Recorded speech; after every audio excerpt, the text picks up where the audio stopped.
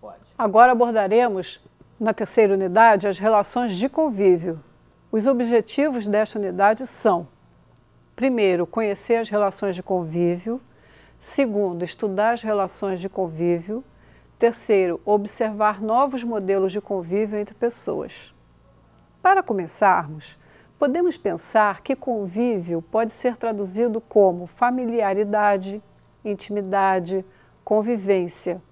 Essa convivência foi se transformando de acordo com os processos intrínsecos de civilização, gerando normas, códigos, regras, estereótipos, etc. Portanto, as relações de convívio sempre foram pautadas por normas e julgamentos sobre o outro, pautadas em valores morais ou culturais, ou até mesmo religiosos sobre cada indivíduo, dependendo de qual grupo o mesmo pertencia e do tempo em que se vivia nesses grupos. É interessante notar que o convívio e as normas variam geograficamente, temporalmente e culturalmente. Historicamente, o modelo predominante de convívio para que se obtivesse maior controle social parte da questão ocidental sobre como a família se estruturou e se estabeleceu dentro de um modelo padrão. A luta do feminismo e a conquista da mulher colocou socialmente uma nova situação para a sociedade. Ser mãe passa a constituir escolha e não mais um destino. Podemos notar que as relações entre homens e mulheres não são caracterizadas apenas por complementaridade de funções, mas também por diferenças de poder, de tal forma que ainda em algumas localidades o homem é considerado socialmente superior à mulher, ou seja, percebemos que a hierarquia sexual corrobora a hierarquia social. As funções e os papéis sexuais para os dois sexos mudaram no decorrer da história. Atualmente, na sociedade ocidental, boa parte das mulheres integram o mercado de trabalho e muitos homens realizam funções domésticas e participam da criação dos filhos.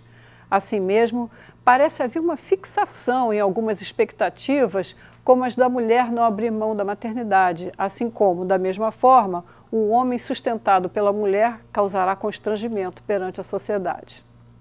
Os valores que nós chamamos de culturais, sociais, econômicos, religiosos, etc., que formam as nossas características e nos identificam, mas também nos tornam diferenciados dos outros. A cada diferença, uma manifestação surge contrária e outra manifestação surge de acordo. Dependendo do tipo de sociedade em que se vive, principalmente as chamadas sociedades democráticas, as diferenças entre as pessoas tendem a ser mais bem aceitas do que em sociedades autoritárias. Por exemplo, no Brasil, mesmo se falando em juventude e democracia, alguns jovens, há algum tempo atrás, atearam fogo em um índio e explicaram que não havia sentido tanta falação, porque era apenas um índio. Em outro momento, alguns jovens também, em outra cidade, bateram numa doméstica tarde da noite porque ela saiu tarde do emprego e estava esperando o ponto do ônibus. E a desculpa foi a seguinte: só estavam batendo nela porque achavam que ela era uma prostituta, como se prostituta fosse uma não pessoa. E em outras cidades, em outros períodos, pessoas gays também foram agredidas nas ruas por outros grupos de pessoas que não aceitavam essa situação sexual.